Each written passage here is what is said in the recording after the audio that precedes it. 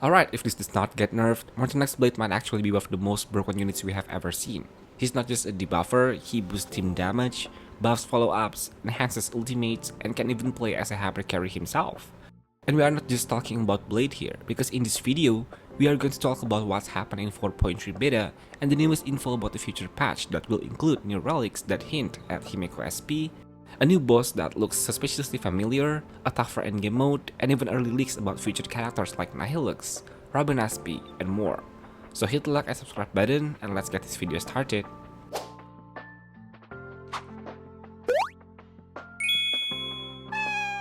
Okay, the most important thing about this 4.3 beta is of course the new character, which is Morton's Blade. Morton's Blade is a 5-star limited fire nihility character. Most of his damage will be scales off his max HP, and his main purpose in the team is to debuff enemies and thus make his team members' damage increase significantly. He provides 30% defense reduction to all enemies, 50% increase in enemies damage taken, 50% team damage buff, 50% team follow-up attack or ultimate damage buff, has a good sub DPS numbers, can potentially be made as a hyper carry unit, and a very good synergy with most characters. I already made a full kit breakdown about him in my previous video, so if you want, you should check it out. The point is, his V1 is very great now, his damage is quite significant because of the multiplier, and his great self buffs from the special state. And if you can maintain this special state, he can be immortal.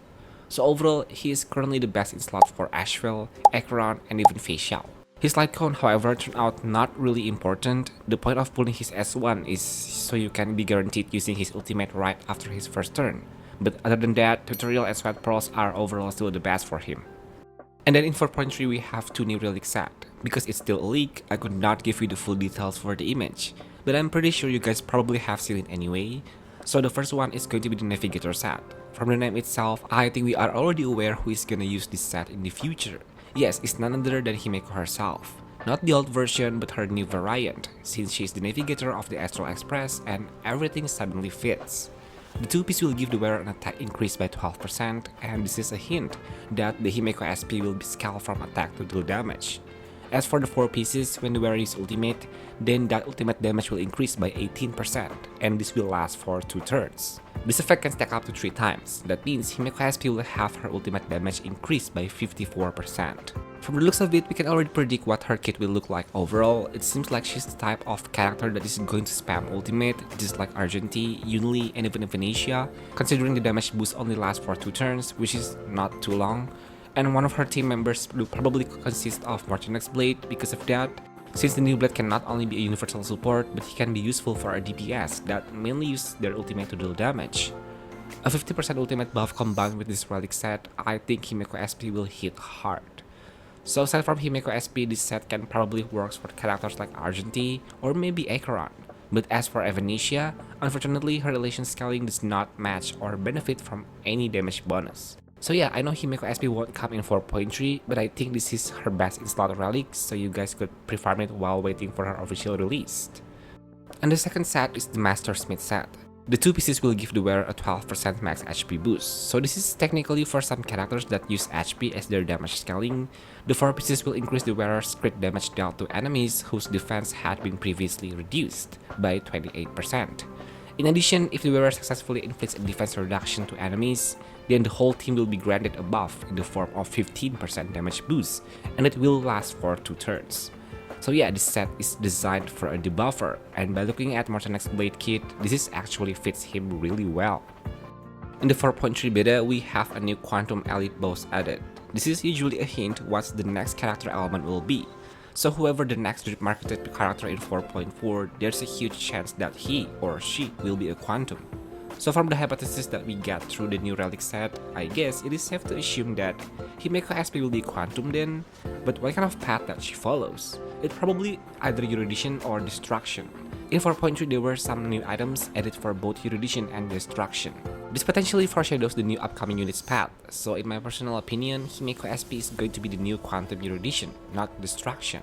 Some buffs related to erudition usually have a huge ties with ultimate, so if we are about to form a connection to the relics, it can match. So HIMEKO SP has a huge chance to be the next new Quantum Erudition character in 4.4, and probably is the main push unit. This is just my theory, but after looking back at version 3.x, a character or a unit that was released in 3.4 was Finan, and there was much lore about him. They showed more about his past and thus making him so special. And the way the devs treated him is different, even though he is a male unit. So yeah, there's a possibility they would do the same for HIMEKO in patch 4.4. Especially Parnacardia was once HIMEKO's homeland, so they would definitely design something special for her in the future. Speaking of HIMEKO, in 4.3 beta, there's this new boss that looks very similar to her. Red hair, the train ticket earring, and everything about her appearance resembles HIMEKO. Even some of the boss attack animations include astral train that will hit us, then explode in the sky. It's such an unfortunate that I can't show you all of it, but in some social medias, there are already plenty of it already. But this boss will have a canvas on her back, so many people assume that this is Gravia, not HIMEKO. But whoever this boss is, it's probably still related to HIMEKO. In 4.3 beta, there are also a new endgame mode that offers additional Stellar Jade rewards for each mode, like Memory of Chaos, Pure Fiction, and also Apocalyptic Shadow. You guys can only activate these by simply clear any challenge for the most difficult stage for each endgames, for example like Memory of Chaos Floor 12. After that, you can unlock those Star Wars mode and clear them to obtain additional 100 Jades for each mode. But you have to take note that this new mode now requires 3 teams instead of 2. So to simplify and clarify things, it's like the normal endgame that requires 2 teams with regular difficulties, but later the Star Wars mode provides 1 additional stage, which is more challenging and it requires you 1 more team to complete it, and it's going to reward you with 100 Jades. So this is like the new AA mode but with Jades as the rewards. Probably it's bad for vertically invest players, but not too bad for those of you who have been vertically invest in like 3 different teams. And these are the additional information that shows the requirements for each mode for you to get the 3 stars and that additional 100 Jades. Alright, moving on to the next piece of news. This one covered new info about Nihilux, Aventurine SP, and HIMEKO. Now this comes from someone who was actually right about the new endgame we just talked about and also had some accurate info on Blade before the beta. Not everything they said was correct though, so take it with a grain of salt, but I think still worth going over. And just so you know, this was translated directly from Chinese, so some parts might sound a bit off. So first, he says don't trust all the current rumors about Nihilux, then he mentions that Aventurine SP and HIMEKO SP are both main DPS units. According to him, Nihilux might not be the Elation Cyrene like most people think. He also says that the current Elation team is still missing a skill-based Elation main DPS. So basically, he's leaning toward Nihilux being a main DPS rather than a support or sustain. It's going to be pretty weird if almost every Elation character ends up being a DPS except Yao Guang. I mean, if Pearl actually turns out to be Elation sustain, then maybe it could work, but it still feels unlikely, because that would have leave Yao Guang as the only dedicated Elation support, and Pearl as the only sustain. So how are you supposed to run 3 different Elation DPS in one team? That just does not add up. Especially since Mortis has said before that there are not that many Elation characters to begin with. Then he briefly mentioned something like Summer Main Push or HIMEKO, not really sure what he meant by support of family and bonds, maybe he's referring to Astral Express characters, hard to say. Mortis has already mentioned that the best in slot is not Welt Nova Flare, even though he might still work early on, so yeah, that part is still very unclear.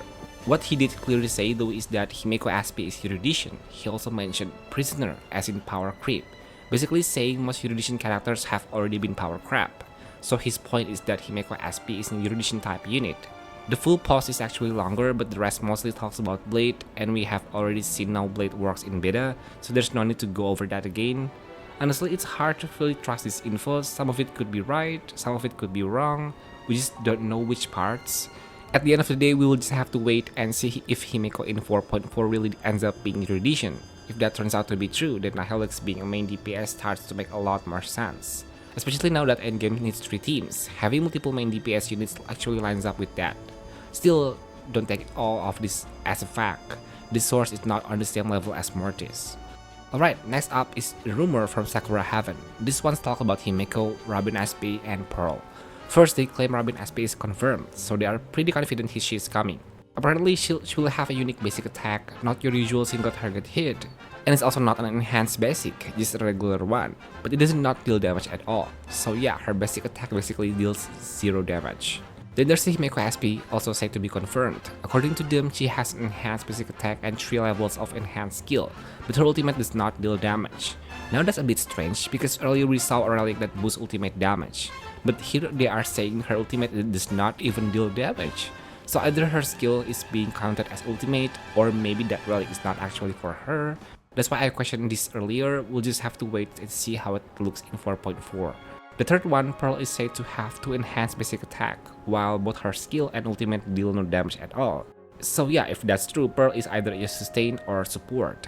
There's no way she's a DPS or even a sub DPS if none of her abilities deals damage. They also mentioned that while they are pretty confident about the enhanced mechanics, they're not completely sure about no damage parts, so that detail is not 100% confirmed yet. And then they added something about release timing, though it's a bit unclear whether they meant 3 or 2 out of 3, but it sounds like 2 of these 3 characters are expected to show up in version 4.x. More specifically, they believe 2 of them will release in version 4.4. If I had to guess, it's probably HIMEKO and Pearl, or HIMEKO and Robin SP. It's hard to imagine HIMEKO not releasing until somewhere in 4.x, but again we'll have to wait and see if this actually happens. For now, the safest assumption is HIMEKO as a main DPS, while Robin SP and Pearl lean more toward support or sustain roles. So that's all the information summary for 4.3 beta, and of course also about the future patch. So far, do you have any thoughts on any of this? Do you think Blade will survive the beta? So is the new boss really HIMEKO? Or do you think the new endgame mode is doable based on your account condition? Please share it in the comment section.